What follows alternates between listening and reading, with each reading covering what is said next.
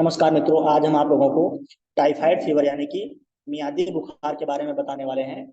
तो मियादी बुखार क्या होता है, कैसे होता है, इसके कौन कौन से लक्षण होते हैं, कौन कौन सी जांचें हम मियादी बुखार में करवा सकते हैं और क्या इलाज होता है और क्या प्रिवेंशन अपनाए जिससे हमें टाइफाइड फीवर ना हो। तो ये सारी चीजें एक एक करके हम आज डिस्कस करेंगे।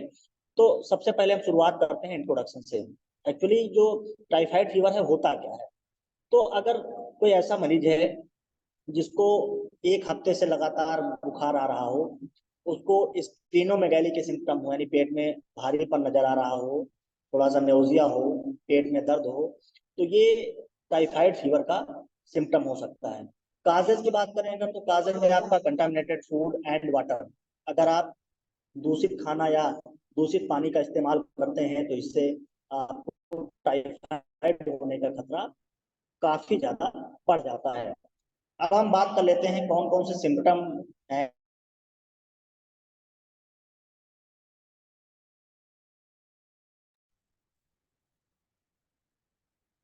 जो हमारा पहला सिम्टम है वो है फीवर।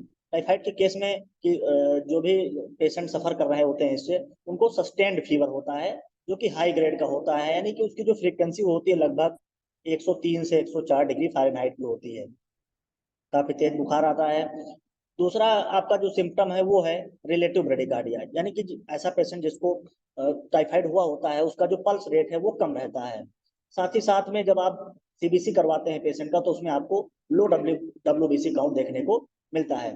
पेशेंट को हेडेक होता है, सिर दर्द होता है, कब्ज यानी कि कॉन्स्टिपेशन की समस्या पेशेंट को रहती है, पेशेंट को एनोरेक्सिया रहता है, और जिसको हम एनोरेक्सिया यानी कि लॉस ऑफ एपेटाइट, पेशेंट को भूख नहीं लगेगी।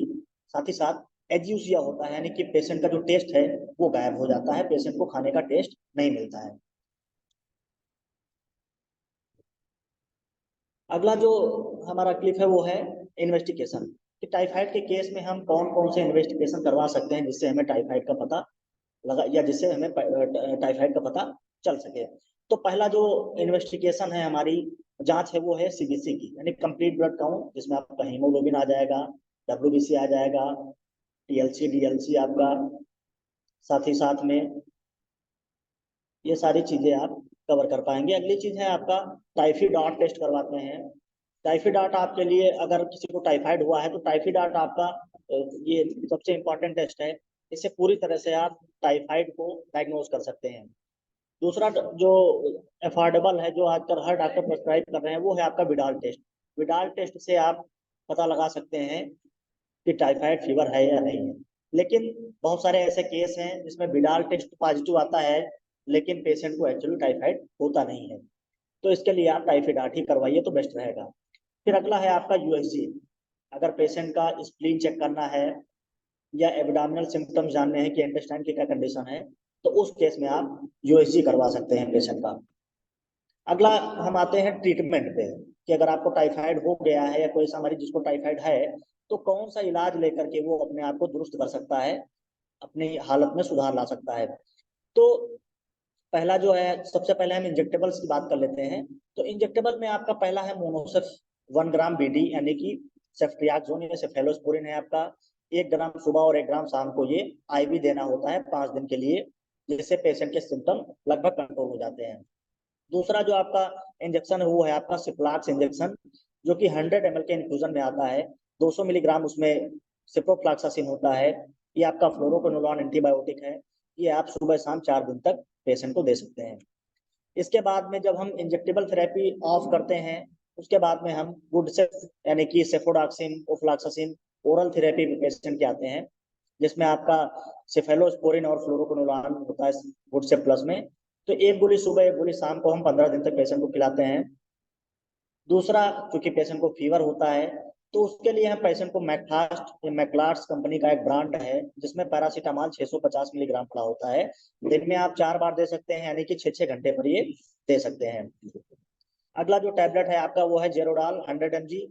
ये एसिक्लोफेनेक इसमें पाया जाता है, जो कि एक non steroidal anti inflammatory class का ड्रग है। तो पेन को कंट्रोल करने के लिए हम जेरोडाल का इस्तेमाल कर सकते हैं। पेशेंट को दर्द की दवाई खाने से, बुखार की दवाई खाने से काफी गैस बनती है, जलन होती है, तो इसको कंट्रोल करने के लिए हम कैप्सूल सोमप्राज डी देंगे। इसमें आपका एसोमेप्राजोल रहता है, जो कि आपका प्रोटॉन पंप इनहिबिटर है। इससे आपका गैस एसिडिटी कम पड़ता है। साथ ही साथ इसमें डोमपेरिडोन मिला होता है 30 मिलीग्राम। इसको लेने के बाद जो बावल मोटिलिटी होता है या जीआई मोटिलिटी, वो पूरी तरह से कंट्रोल में रहता है, जिससे पेशेंट को किसी भी प्रकार की इनडाइजेशन की समस्या का सामना नहीं करना पड़ता है। साथ ही साथ पेशेंट का हाइड्रेशन मेंटेन करते हैं। और बहुत सारे ऐसे केस में देखा गया है कि पेशेंट का जो हीमोग्लोबिन है वो टाइफाइड की वजह से कम हो जाता है। तो ऐसे केस में हम पेशेंट को हेप्टाग्लोबिन का सिरप देंगे। तो 7.5 ml सुबह और 7.5 ml शाम को 1 कटोरी पानी में मिलाकर खाने के आधा घंटा बाद हम पेशेंट को देते हैं। अगला है आपका प्रिवेंशन। अगर आप टाइफाइड से बचना चाहते हैं तो ऐसे कौन कौन से प्रिवेंटिव मेजर हैं जिनको फॉलो करके आप पूरी तरह से टाइफाइड फीवर को कंट्रोल कर सकते हैं या उसको फैलने से रोक सकते हैं। तो पहला जो इंजेक्शन है आपका वो है टाइफिम VI, जो कि आपका एक टाइफाइड वैक्सीन है।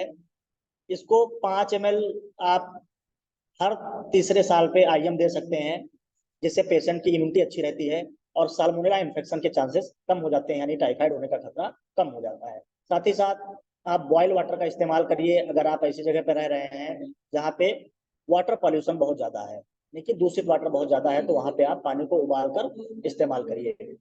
तीसरा जो हमारा है वो आप रॉ वेजिटेबल्स एंड फूड का इस्तेमाल ना करें। कच्ची सब्जियां ना खाएं, आधा पका हुआ खाना ना खाएं। इससे आप टाइफाइड से बच सकते हैं। दूसरा, नीम की पत्ती का इस्तेमाल करना चाहिए। 3 नीम की पत्तियां रोज इस्तेमाल करनी चाहिए, जिससे पेशेंट को टाइफाइड होने का खतरा काफी हद तक कम हो जाता है। तो आज के लिए बस इतना ही। अगर आपको ये वीडियो पसंद आया है तो प्लीज से मेरे चैनल को लाइक करिए, शेयर करिए और सब्सक्राइब करिए, ताकि सबसे पहले लेटेस्ट नोटिफिकेशन आप तक पहुंच जाए।